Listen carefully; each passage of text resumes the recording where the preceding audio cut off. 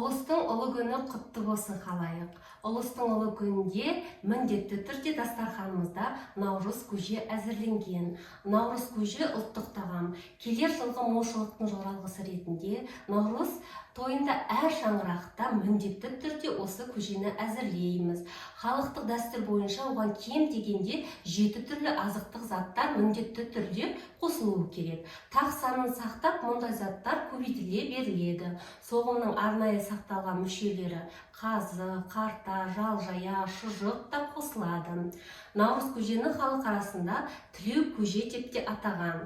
Наурыз көжеге наурызға арналып сойылған малдың кәделі асына наурызда бата берілген соң жиналған халық ақ мол болсын деп тілек айтып, ұлы күніне арнайы сақтаған етімізді алдымен жуып, қазанымызды көтеріп, ішіне су құйып, осы етімізді асамыз.